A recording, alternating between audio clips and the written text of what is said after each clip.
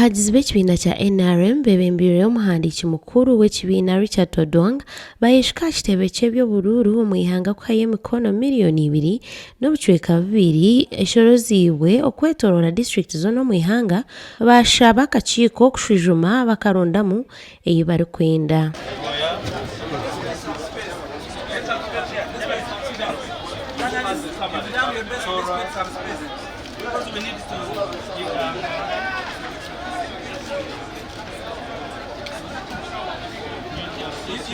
Na wanyuma bagambaho n'abanyamakuru. The expectation is that we have started the journey for total nomination of our candidate. These signatures are a requirement by the law that we need to pick 100 signatures at least from the 2/3 of every district of Uganda. And I'm speaking with all pride that we have collected these signatures from all the districts of Uganda, and we even have extra. So we have handed over more than 2 million signatures, and these are confirmation of the votes we are going to have. So already we have deposited our votes with the Electoral Commission.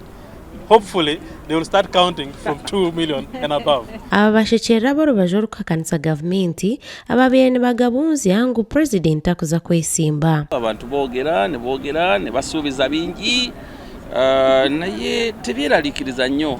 Ebigambo by'abannaffe betuvuganya nabo tubiwulidde bulijjo. Luli batugamba Museveni tajja kuba ku ballot paper n'agibaako, Museveni tajja kumalako campaign n'azimalako, Museveni tajja kuwangula n'awangula, tajja kulayira n'alayira, taweza nnaku 10 n'aziweza, emmeri emunona nejja ne tutalaba gye mutwala ne babikwasa kooti y'abantu nakayite tuulanga. Lwekyo tuli used ku biboozibozi bino. Ffe kye twagala okugenda nakyo mu maaso kwe kusaba members baffe ab'e NRM abasowaganye basobole okukkaanya kubanga ekisinga tutawanyamu NRM internal bickering abantu munda muffe tulwanagana. Okurugira njendereraho y'akakiiko k'ebyobururu ka Electoral Commission okuhamya abakwenda Kwetsimba habwa president nibaza kuhamibwa ebiro 45 hamwe n'ebiro 46 kwezi oku kandi ba MP nibaza kuhamibwa ebiro 45 mpaka ebiro 46 omwezi ogurikwija. Amakuru agagasha kwa Ronald Ngabirano omuri Kampala.